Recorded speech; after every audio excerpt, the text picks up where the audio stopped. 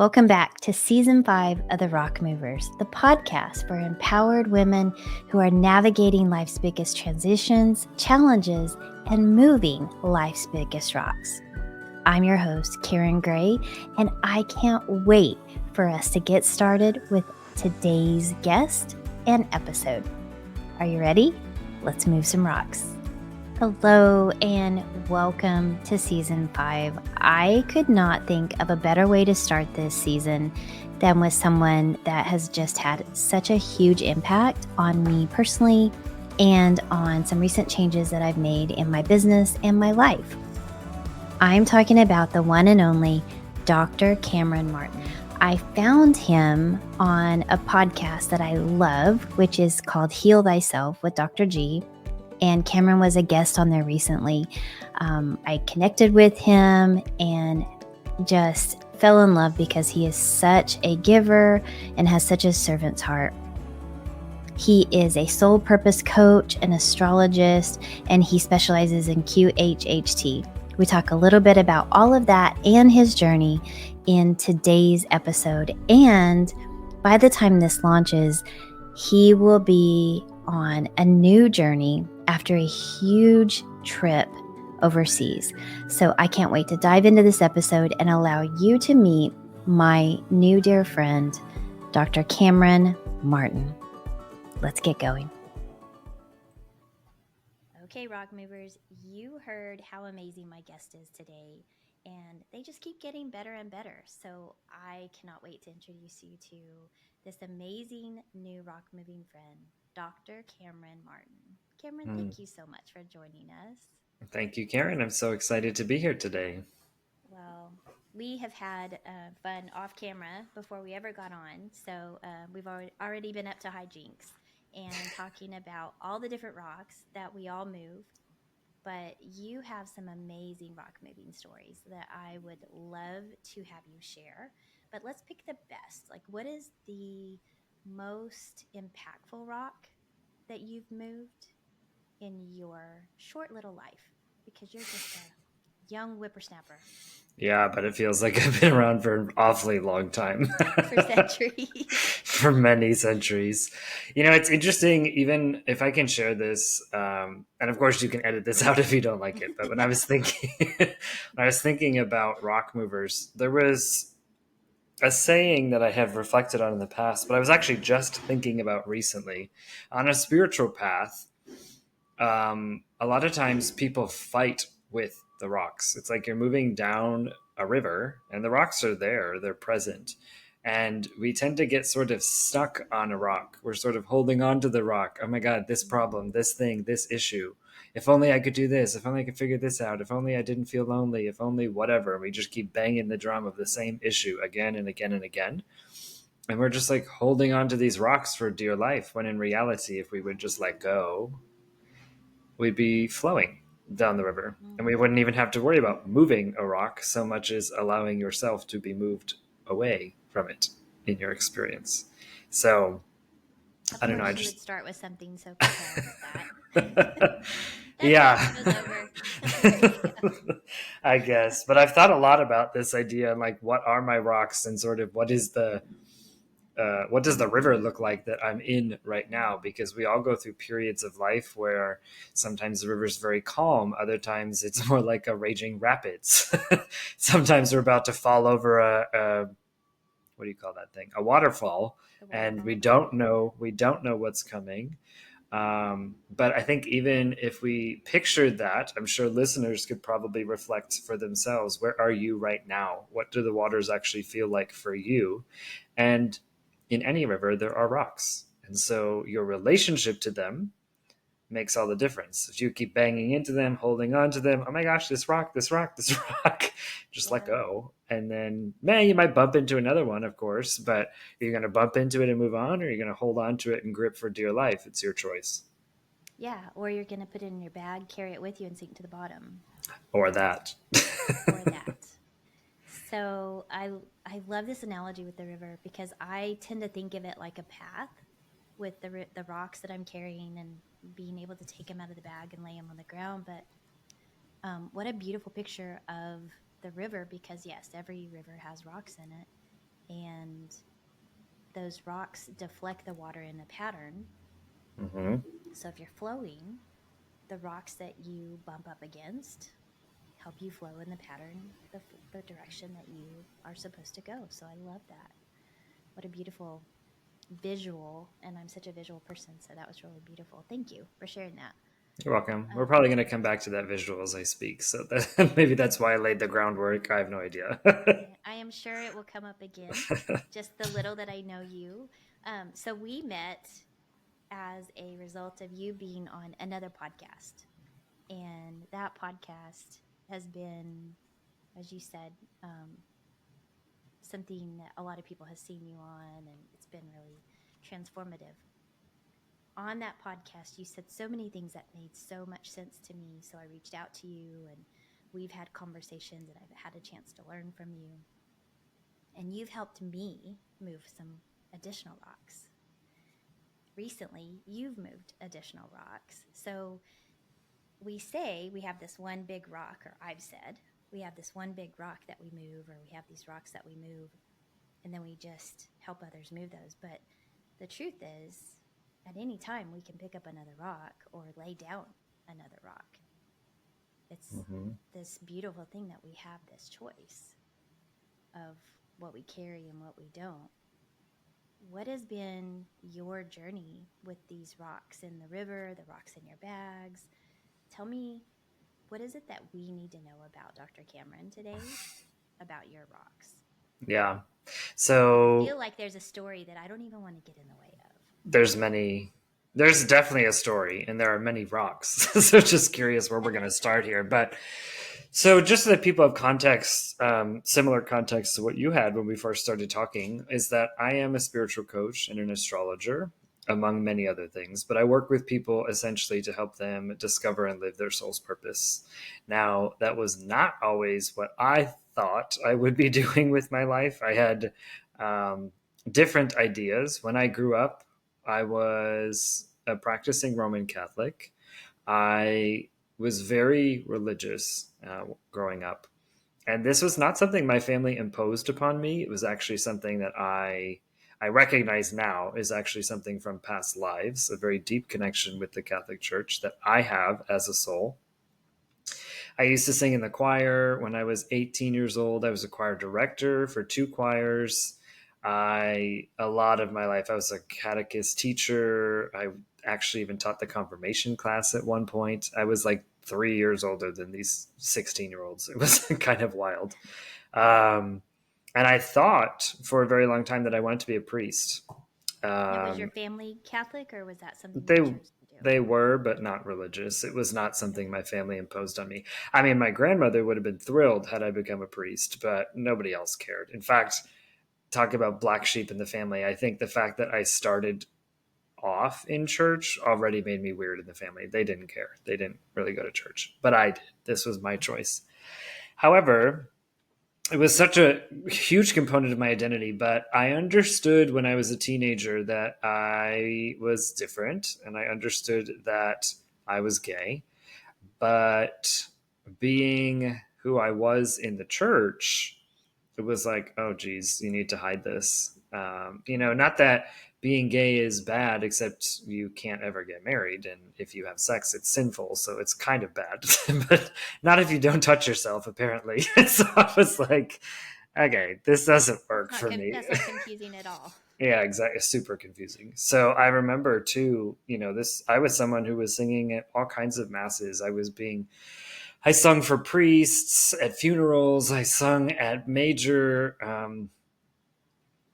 all celebrations, this kind of stuff. And I recognize now, and only now, that at that period in my life, I was actually using my voice to hide, which Wow. I didn't see then. I was up at the front singing, and I have a nice singing voice. I mean, I am musical. This has always been a part of me. Um, but here I am at the front of a church making people sing and making people cry and coming up at the end. That was so beautiful. Da, da, da. And I'm like, yeah, well, if only you knew what was going on inside of me, this torment, Mm. essentially. So I guess if we're going to identify a rock here, I actually want to call it, um, like self-acceptance, needing to truly accept myself, because I understood that I was made in the image of God. Now that definition has shifted for me. God, the creator, source, oneness, universe. You can call it Adonai, you can call it whatever you want. Um, the essence that is our creator, right? The Catholic Church doesn't use all those words, but I do.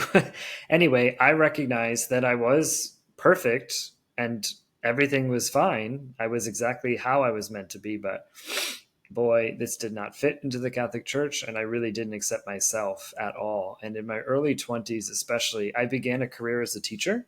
The only thing I ever wanted to do in my whole life was become a teacher. As a kid, I used to play school all the time. I had chalkboards, whiteboards, grade books, you name it. I remember on one of my birthdays, I asked for an overhead projector.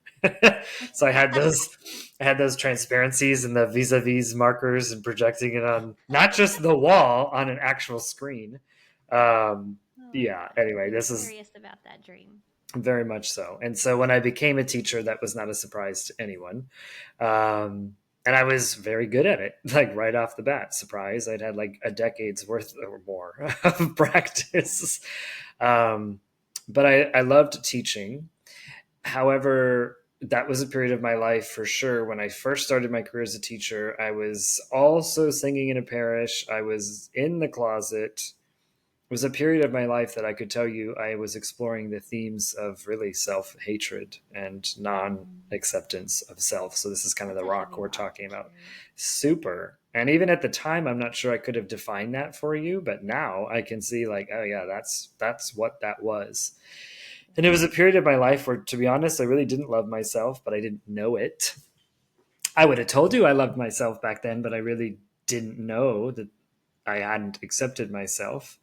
And then a few years into teaching, I did come out of the closet, which was very helpful and big on my journey. And I remember um, really it came to a place where it was like, well, I want to date and connect intimately. And it's like, you can't do this if you're going to be closeted. I mean, you can, but that's not safe. And so I didn't want to.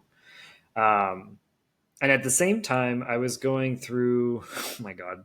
So if I'm going back to the river analogy, the water is getting really rough here. So at the same time, I was moving through this new career. I was kind of two years ish in, and I loved teaching, but everything else happening outside of my classroom was a complete disaster. I worked in an environment with poor leadership. I mean, really, really bad. Um, and my own behavior was really bad. I was lying and hiding in so many ways.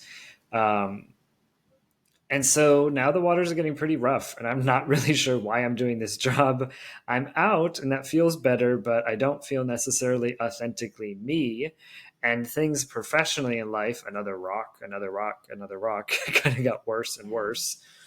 And in 20, it was the end of 2017. I was pretty sure at that point that I no longer wanted to be a teacher. And this was very hard for me because this was my life's dream. And I felt like I can't do this anymore. I had earned my master's degree, I had earned an MBA, and I was working on a master's degree in school leadership. And the only thing I kept thinking every time I went into those classes was being a principal sounds like the worst job in the world. I don't want to do this. And so in early of 2018, I applied for my PhD, which I always kind of knew I was going to earn a PhD, but I hadn't really thought it was going to happen like this. But I applied for a PhD program at the University of San Diego, and um, I got in. This was in leadership studies, and I got in. And so I knew, okay, the universe is showing me this is my new direction. And things at work got even worse. And I remember Were you living in San Diego at the time, or did you have to no, move? I actually grew up in Massachusetts. So I was living across the country. And once I made the choice to accept my admission in 20, I'm sorry, in April of 2018, I kind of kept things under wraps for a while because I really wanted to quit like midsummer and just like stick them. I didn't do that, but that was sort of the plan. Um, but I remember May and June of 2018 were the most intense periods of my life. We are absolutely in a rapids period now. There are rocks everywhere. I'm holding on to every single one of them. I'm being banged around left, right, and center. I met someone who turned out to be a karmic partner. Here I was thinking, oh my God, I'm about to move across the country. And now I met someone. What is this? My work was falling apart. In June of 2018, I moved my life from Massachusetts to San Diego. I traded an apartment for one I had never seen. I traded a job for a brand new job across the country. I left a master's program for a PhD program. I'm leaving a relationship. Things are happening with my family. Literally every possible thing in my life that I had. Oh, and I left the church. Wow. All in 2 weeks. Total shakedown. Yeah, that was like, talk about the rocks. They were just, I was being thrown all over the rapids and I was bleeding because all of these old identities of self, all of these things that I That had almost been sounds carrying for so like long. you were literally over the waterfall. I sure did. So, June of 2018, when I finally got to San Diego, I'd say that was the waterfall and I was free falling for sure. A couple months later, I wasn't doing well. I mean, every part of my identity, who I knew myself to be, had completely changed, seemingly overnight. And still to this day, I've been through massive transformation ever since. My whole life has been changing dramatically ever since, but still to this day, nothing as intense as that particular period. Um, Wow. as an astrologer now, I happen to know why. Uranus was very busy in my chart at that point, shaking things up. But I can't go there yet because I hadn't even gone that part of my story hasn't happened yet. So anyway, I'm in San Diego, not doing well, not feeling well, and my sister suggests, "Why don't you go have an astrology reading?" And I was like, "Okay," Was that something because she was familiar with, or why did that? I'm not sure entirely where it came from, to be honest with you. Because yeah, she was familiar, sort of, but I think my sister's more of a, "Oh, let's just try this" kind of person. And so I had had tarot card readings before. I had had psychic readings before. I was no stranger to any of those things. But astrology, I really didn't know anything about, aside from Yeah. what you read on, Your horoscope. cafeastrology.com, my horoscope, Yeah. something like that. And so I went and had this reading. And this woman is reading my birth chart. She's telling me all kinds of things about who I am, why I'm here. She's speaking things about my being that I have never uttered, never even to myself. And I remember it feeling like such a profound experience because for the first time in my life, I felt truly seen, like truly acknowledged for who I am, a soul in a body with a purpose. Of course, I wanted to know, am I getting back together with that boyfriend? No. Is this going to happen? No. And I was like, I'm like, okay. But she said to me, um, you're at the beginning of a major spiritual awakening. She said, and in a few years' time, you're going to be an astrologer and you'll be better than me. And I was like, no. I am 6 figures into a PhD program. That's a hard no. And she said, okay. I said, well, do you teach? She said, no. And I do teach, but you don't need me. You're your own teacher. And I thought, I'm walking away having this super profound experience. I'm scratching my head, wondering what the heck just happened. But she was right. And after that, any book I could get my hands on, any YouTube video, anything like that, I started to study astrology. And really, the experience was much less of studying something and much more of remembering what my soul knew from other times, other places. So I don't know if in your analogy, I'm starting to pick up rocks from the past or if I'm picking up flowers along the way. But at this point, I'm picking up gifts for sure. And I would say it's more of the realization if this was a rock, here's the lesson, and you're laying them out like you're just all right. Well, unraveling. so many are being laid out right now. We've gone over the waterfall, and now we're at a pool. I think, Hmm. um, yeah, and the recognition of like who I really was, and then from there in 2019, I went through a major spiritual awakening when I realized that this is why I'm on planet Earth. I'm here to support people in their spiritual journeys. Now, at the time, I wasn't thinking so much about purpose, although that evolved over time into the work that I do now, which is I use astrology, I use QHHT, which is quantum healing hypnosis technique. It's a past life regression technique. I do coaching with people, and I am being called to share more in the conscious leadership space because my doctoral dissertation I did complete And surprise, I ended up writing my doctoral dissertation on the use of astrology as a tool for self discovery, which I had never prepared to do, except Right. I understood after my astrological experience and my own journey that followed, um, that this is a super powerful tool that needs to be shared with the world to help people align with who they truly are. And so I guess if I'm starting to lay out all the rocks, the lessons are probably the next question. Yeah. Yeah. So, what did you learn? And then obviously, we know what you did with it, Hmm. helping people, me being one of them. So, thank you for that. But how did this go from I'm going to be a teacher, I'm going to be doctor, professor, whatever this is that you had this grandiose plan? Now the universe has revealed itself in a new way, and now you have a new plan, and you can see why these things happen to make sense of all of this. What next? Hmm. Well, okay, you gave me a couple questions here. So, first, when the universe is asking you to let go or put down Mm. some of these rocks, can be really intense. Like exceptionally intense. Like who I used to be, my whole identity, what I've been holding on to. Um, if you had told me in 2018 that I was going to complete a PhD program, I would have 100% believed you. I totally knew that. But if you were to tell me I was going to write my dissertation on astrology, I would have choked because I would have been like, what the fuck? Like, that's not part of my story. I don't know.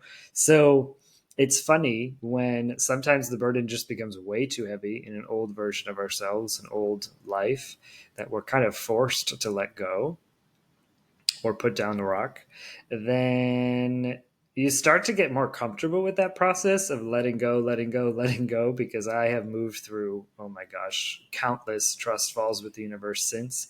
I would say that actually, since that period, I have probably moved through, I think I'm on my sixth or seventh version of self. And I mean, like big versions. We're always different every single day, but I mean major Okay, so shifts.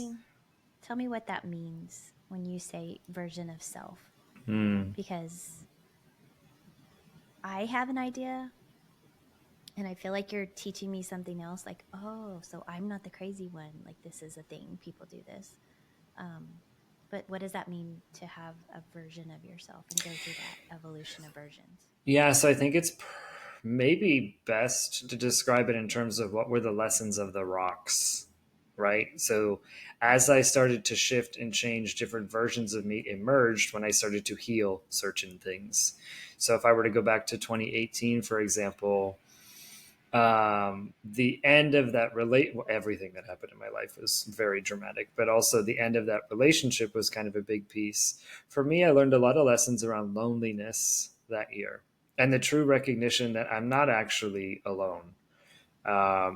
But it took a solid 9 to 12 months before I really understood that lesson. Then I was stepping into more of my power in a different way. Um, a lesson that came after that was more about who I was spiritually, and really the fullness of my being, which came through my spiritual awakening, recognizing, like, oh, shoot, I'm actually very Mm-hmm. powerful spiritually, and I'm meant to do something with this. So I need to step into that. There was a lessons in, I guess, worthiness at that point. When I ended up, if we're thinking about 2020, 21, big lessons in trust, that actually this is what you're called to do. And so that I can trust my guidance, my own inner knowing, but also trust myself to make that happen and to jump with the universe when I'm being guided. That was a big lesson.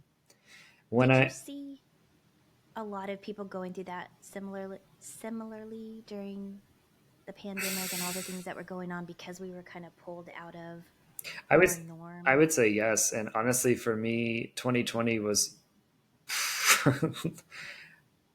I think I can confidently say the best year of my life, if not one of the best years of my life. I've had some really great ones since.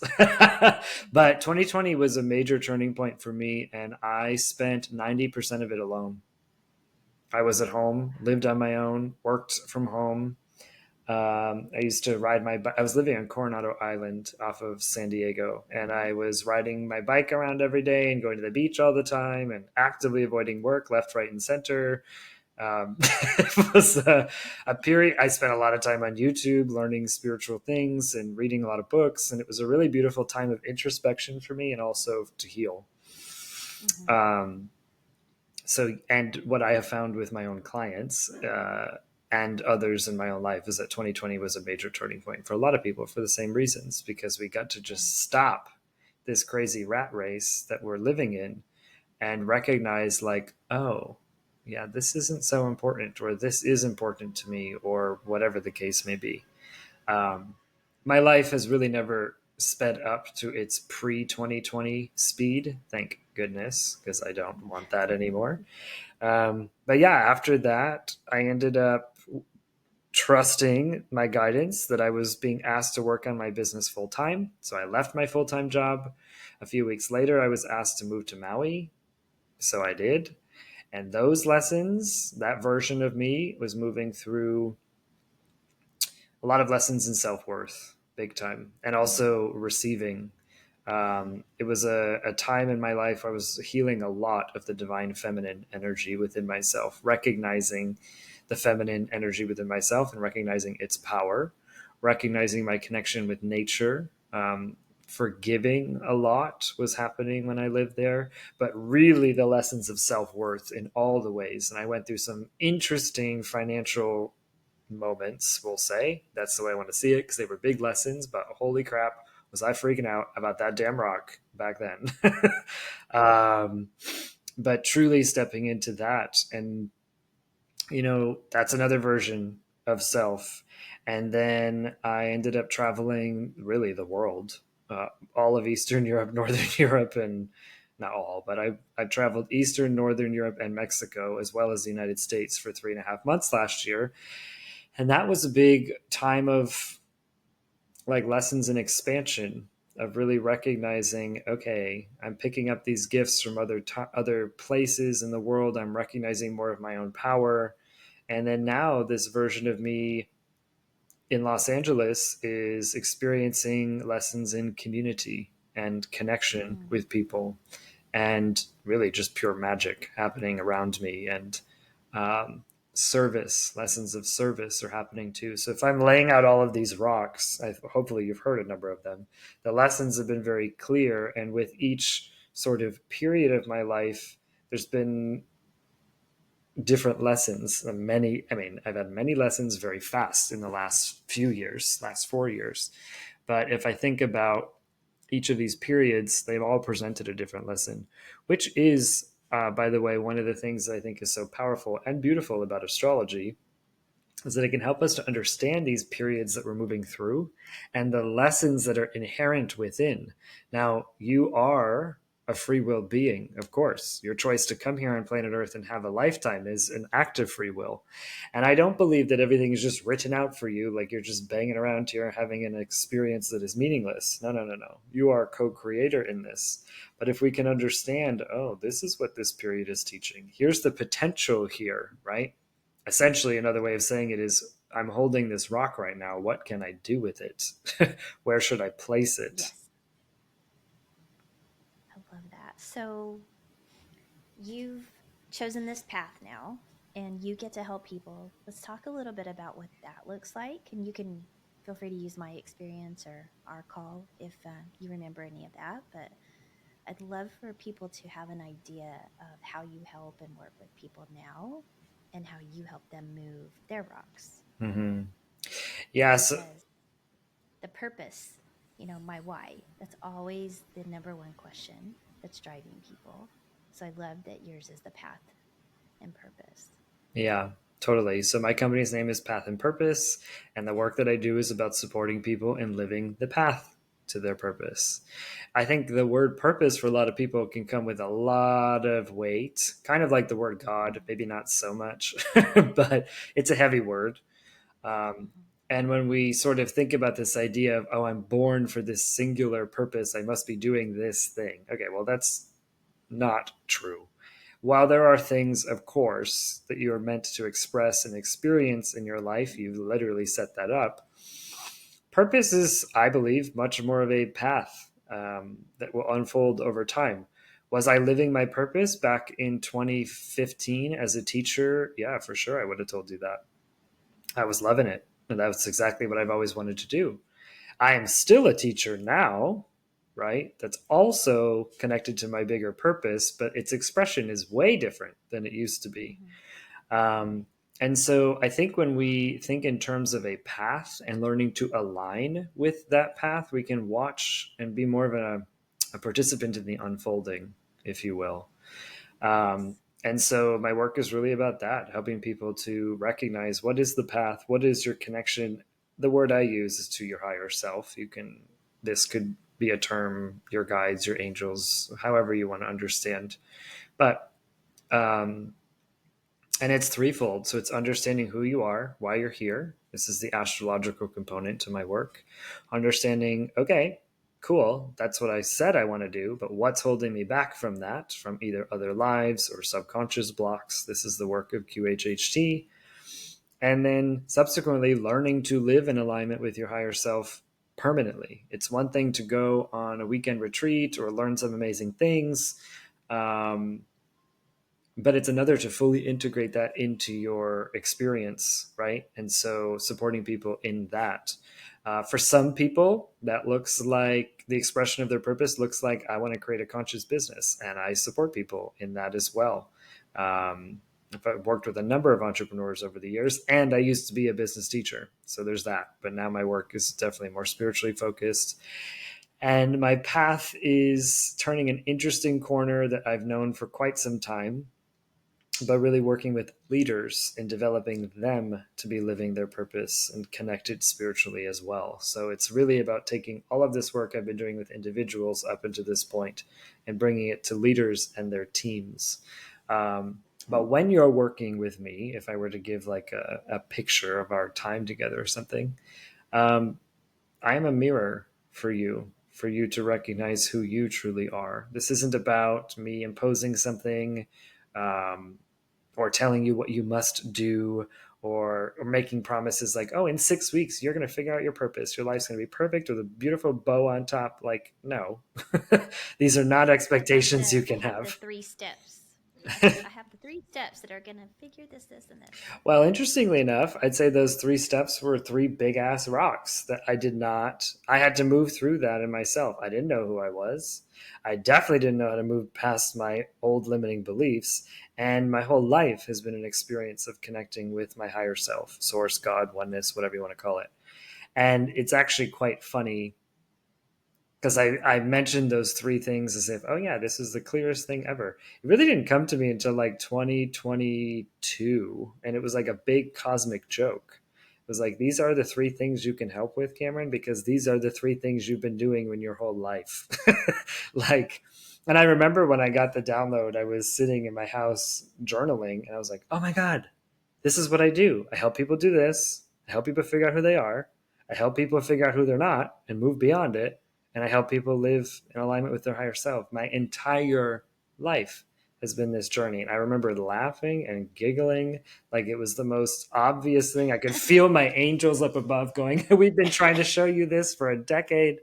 Um, and so, yeah, talk about laying the rocks down. It's something that now seems super obvious to me. And I kind of said it in a way that's like, yeah, these are the three things you do.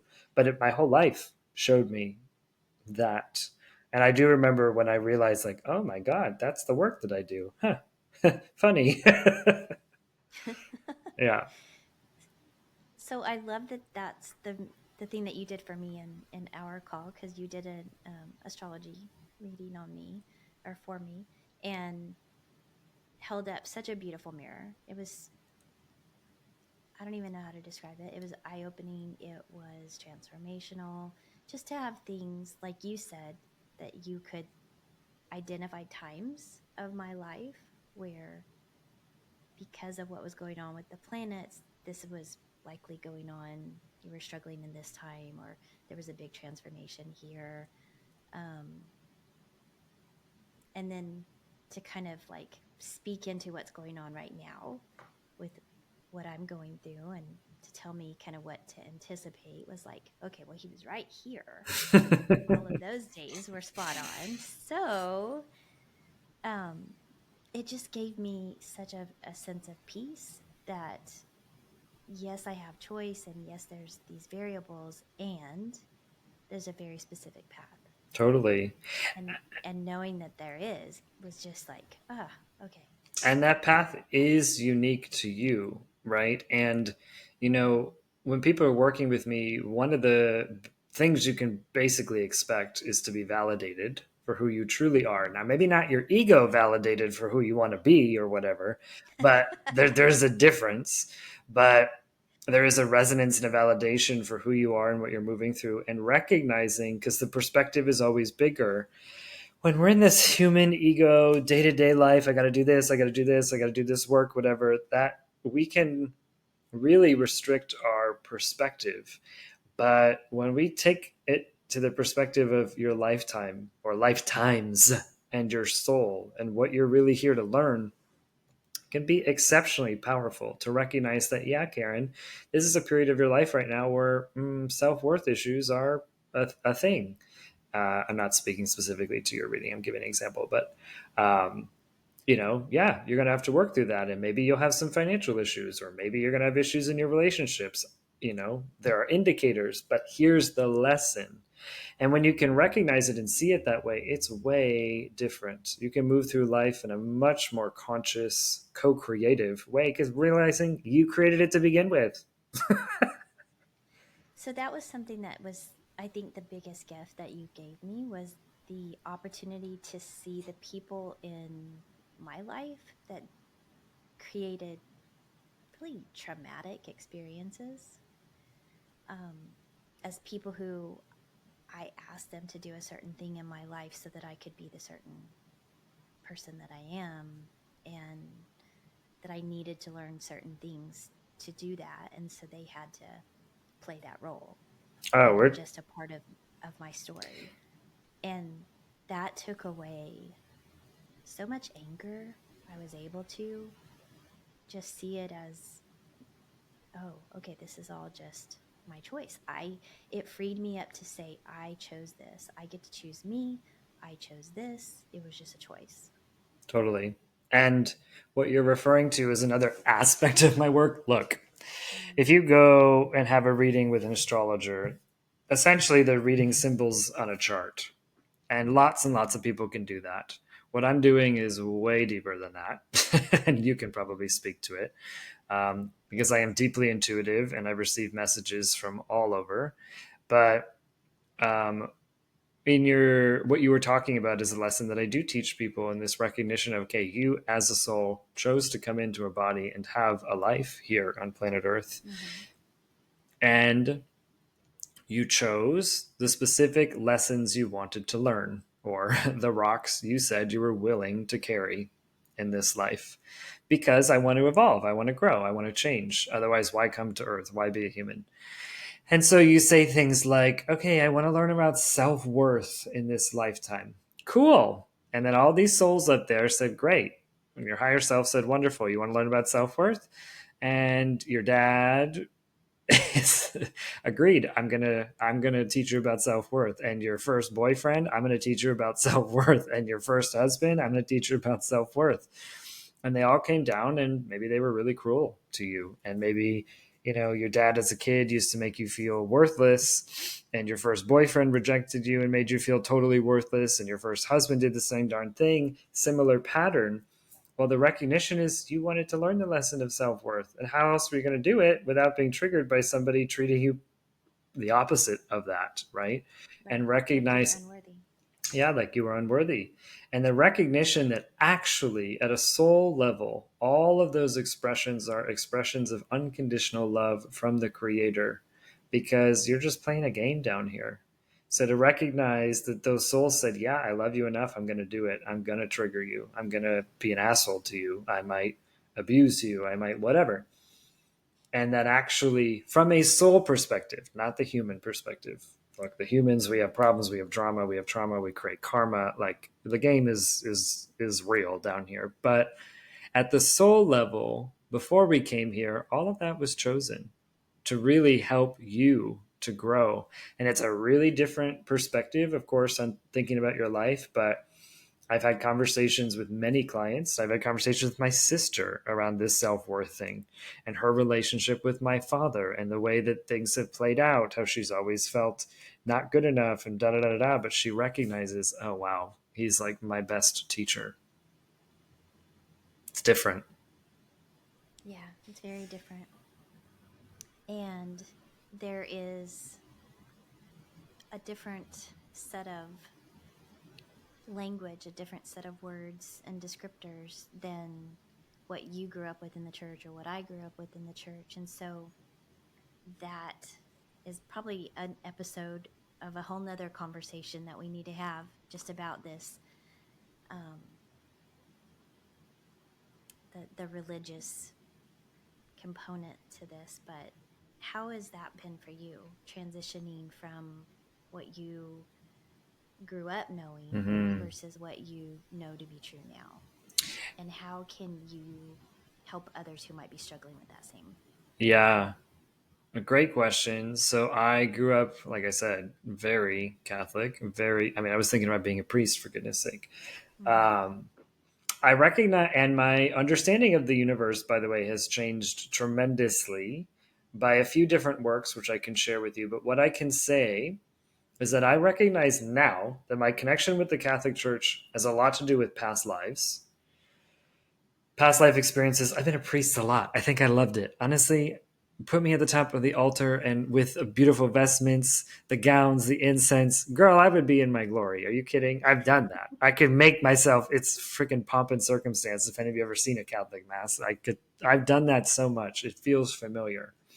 But I recognize that the church isn't actually what I needed or what I wanted for that matter, and recognizing that there are human components and things in the church I don't believe in.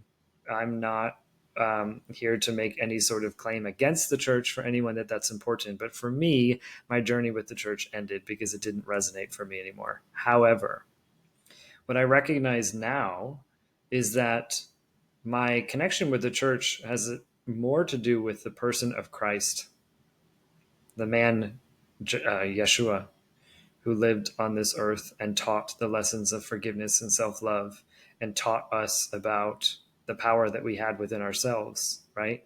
That man, that being, that as I understand him now is an ascended master, is someone that I feel very connected to and I'm guided by all the time. I'm also very connected with the archetype of Mother Mary and Mary Magdalene. These are beings that exist in spirit that I work with. And so that's a connection that I have. But my understanding of the universe is very different now. And I'm very much influenced by the work of the Law of One. And so this was a channeled work, the raw material. Some of you listening may be familiar with this, maybe not. But really, I understood that work. For me, opened up a lot of universal laws and understanding how the universe actually works and what the Law of One So is this the is. law of one versus like the Trinity, or is that? Um, Well, the law of one is the idea that we are all one and we are all connected, that we're all expressions of the one infinite creator. And each one of us is perfect in that way. Of course, the Trinity represents three aspects of oneness, right? Of God, if we're thinking about like in the Christian beliefs of Father, Son, Holy Spirit, or Holy Ghost. Um, the idea is similar in that it's three aspects of the same essence. Um, Mhm. but the law of one is that we are actually all of the essence of the one creator.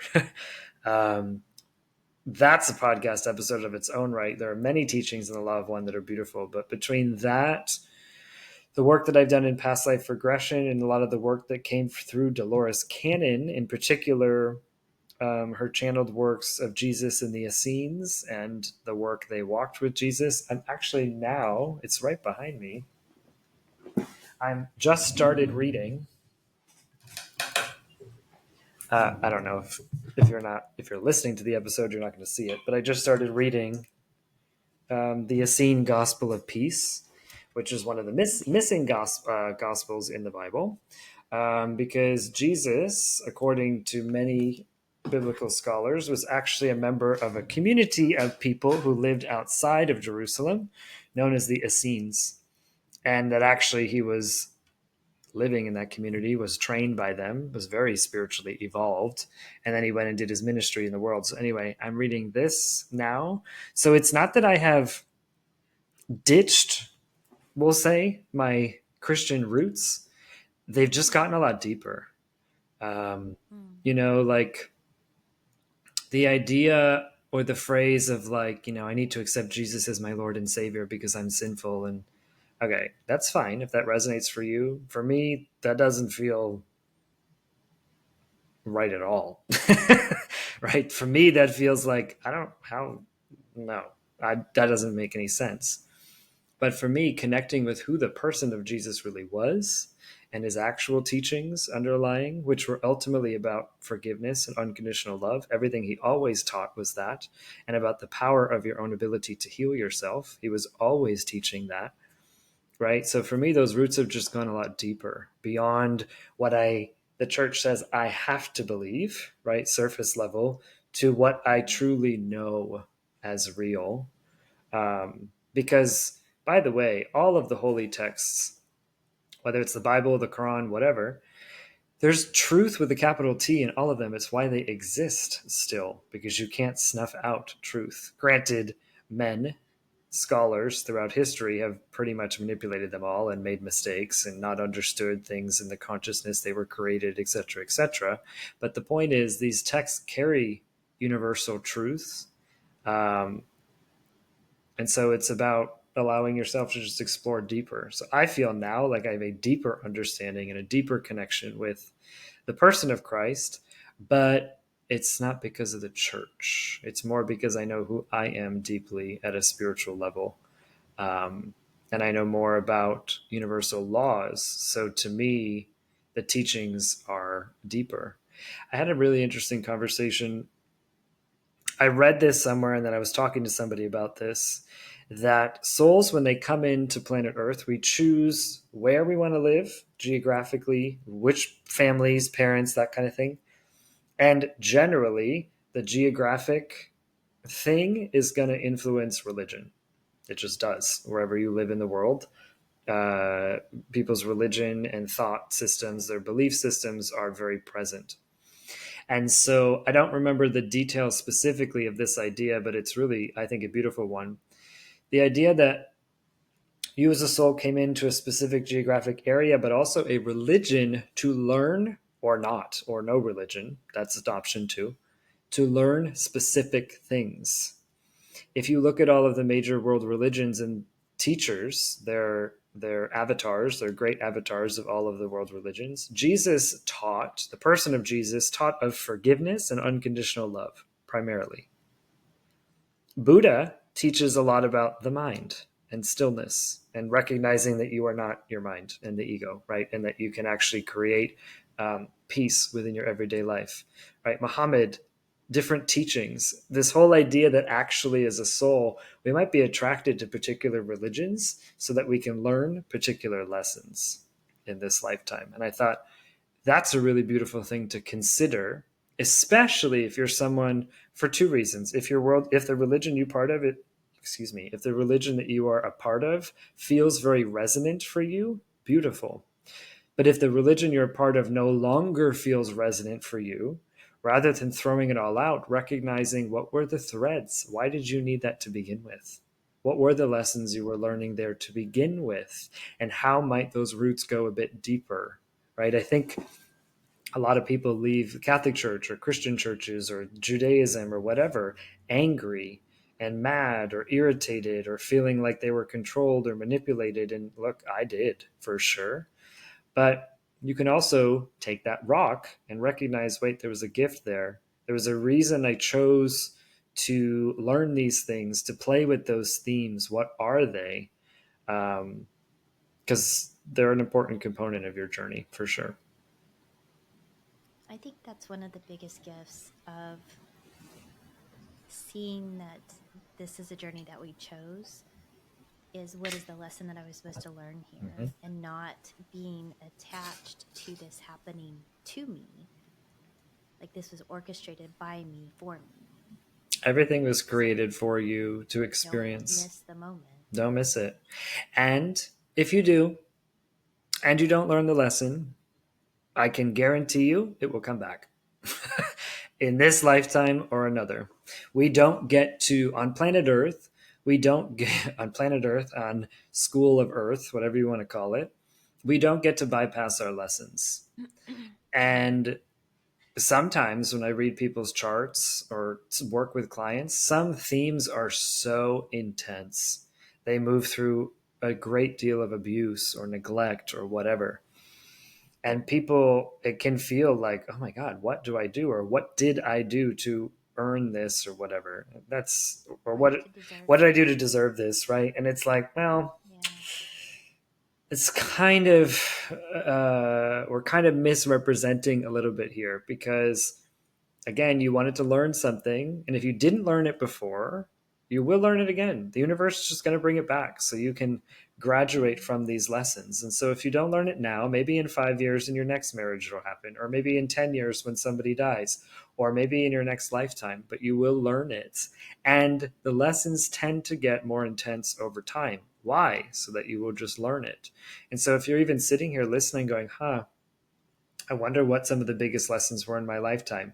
Well, ask yourself what were some of the biggest rocks and what are the things you're still probably playing with right now, because those themes, if it showed up again and again and again and again in your life, it's for you to learn. It's not because you're a victim. It's not because the universe hates you. It's not because God is spiting you. It's not because your parents are horrible. It's not because your boyfriend is terrible. It's not because your kids despise you. It's none of those things.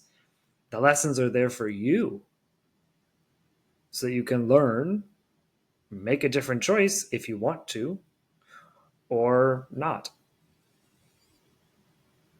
I feel like you just like summed up my whole coaching calls. Like there's a pattern here. Pay attention to it, see what it is that keeps coming back around, and where do you see these similarities in your relationships. If you're seeing this same resonance in this relationship, and at work, and with your kids, and with your spouse, then number one, who's the common denominator? You. And number two, what can you learn from all Mm-hmm. this? Because there's something definitely. So, Because this is a um, school and the universe is mm, perfect in what it will bring to you and show you. Because ultimately, by the way, those lessons, everything you just said, is just an expression of your vibration, who you are as a vibrational being, as a spirit, as a soul, however you want to understand that. But to your point about, look, if you're carrying lack as a vibration in your essence, in your soul, in your beingness, guaranteed it's going to show up in your life. You won't have enough money, you'll get fired from your job, you'll this will happen, whatever, because the universe is perfect. It is always going to be responding to your frequency and showing you the lessons that you need to see, aka showing you what is still present inside of you. So whether it's your boyfriend, your husband, your kid, your dog, the person on the street, and they're all treating you the same way. My friend. They're all responding to you because you're carrying one or maybe a few frequencies that are causing that to show up. The universe is a beautiful and perfect mirror always. You want to know what's going on inside of you? Look at what's happening externally. I love it. Wow, that's a mic drop moment. I'm gonna mark that. Okay, so final words for our listeners about what they could take from this in kind of one summary. I have my ideas, but I'd love to hear you just kind of summarize this for us today. And then I have a fun question, lighthearted. Okay. Um, the experience of our life is a gift for us to learn.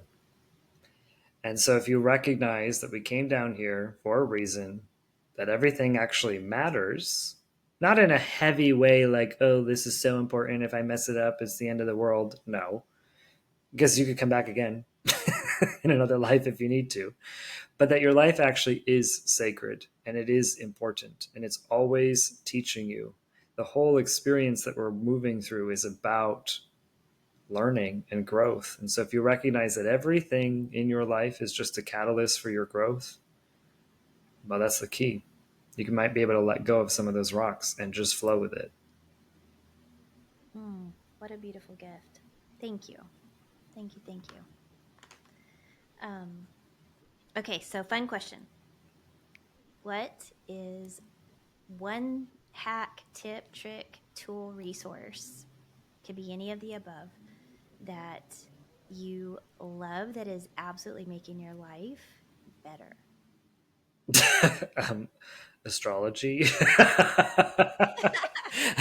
I'd say. So with astrology, is there a favorite app? Is there a Oh, I favorite see. way that you I find see where it? you're Like, going. or like one person told me their favorite pillow because they got better sleep on using this Oh, pillow. I Somebody told see. me a remarkable, which I started using and love. I wanted to buy one for a while. You like it, huh? I love it. Love it because it feels like writing on pencil and Okay, paper. because I love my notebooks. I love my notebooks. I love my Mm, pencil. I only write in pencil. I'm a little bit. it feels like it. It feels like that's what I do. Oh, that's what the remarkable feels like. Okay. No, yeah, it feels like that. It feels like writing, and you can change it to calligraphy. You can change it to. It's not colored, Yeah, yeah, so that's it's. fine. Neither is a pencil. But right. Okay, I like that. But no, I love the remarkable. So I always learn new things, and I'm like, oh, I should try that. Hmm. Well, God bless my Google Calendar, to be honest with you, because otherwise, I don't know how I'd keep. I've had somebody I try to don't know how use I'd it. keep my life straight otherwise. But honestly, what's coming to mind right now is that I want to say it like this: that I commune with cacao pretty regularly, and cacao is a heart opener. It is technically a plant medicine. There's an essence of cacao that I use in ceremony, and I didn't. Oh no, I had some last night. But anytime I really need to ground in or connect with my heart, which I often have to do in my work, I might make myself a nice cup of cacao and just be with it and then wait for inspiration. That I really like. I don't know if that's a fun tip, trick, or tool, but I love that. I've never heard that hmm. before. So I also like definitely chocolate a lot. So there's that. is so that's just like the pure powder form of of dark chocolate. Yeah, the cacao plant, the cacao bean is the basis for chocolate. I mean, you add cocoa butter and things like that to make a chocolate bar. But Mm-hmm. yeah, the cacao pod, when you grind up the pods themselves, that can be used for ceremonial grade um, or for ceremony. And it can be Mm-hmm. really beautiful heart opener. So yeah, I like that. That's an old school tool. It's literally from the land. So let's go with that one. Even better. I love that. So thank you for sharing that. I Every time we talk, I just absolutely love you more and more. And I'm so grateful that you shared your time with us today. And I get to share you and your beautiful gifts with my rock moving community. I know that there'll be lots of questions come up and they'll have an interest in finding you. So we'll have all of those links in the show notes. But if you Google or search for Dr., you have to add the Dr. Cameron Martin, and it's pathandpurpose.com. Is that correct? The Almost. website? The website is yourpathandpurpose.com. Your path. I missed the your. Yeah. Yourpathandpurpose.com. I would have linked it right. I promise. I promise.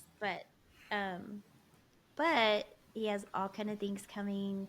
Um, his schedule's getting more demanding, and as soon as this episode hits, he's gonna like skyrocket and be super famous. So, his prices will probably triple. So That's you need right. to get in and book fast, because it's truly, truly, truly life changing when you find out why you're here and get to do it on purpose. So, thank you for sharing that gift with us so Yeah, much. thank you, Karen. And thanks for this opportunity to just share. I love it. It's been wonderful. So, you guys keep moving those rocks and know that you just don't have to do it by yourself. I hope that you got as much value and enjoyed this episode as much as I did. What a way to start off season 5. I hope that you agree, and I would love for you to connect, follow, and engage with Dr. Cameron because he is such a giver, so much value that he's added to my life. So when he hears this, I just want to send a big thank you for this episode. I had so much fun. And by the time that this episode airs, we will have had a couple months go in between, and he will have been on a huge journey overseas and launching into some new adventures. So be sure to follow him over on social media, check out his website, yourpathandpurpose.com, and follow him on his podcast as well. I'm going to be showing up over there and having a conversation with him for his listeners. So again, thank you for showing up for this journey, for showing up for yourself, and for moving rocks every day for yourself and others. You make a difference. And finally, I want to say thank you to you, because this episode could not happen if it weren't for the wonderful people that are listening to this, the wonderful people that are sharing your comments, liking, subscribing, and just supporting me as my rock moving community. Thank you, thank you, thank you.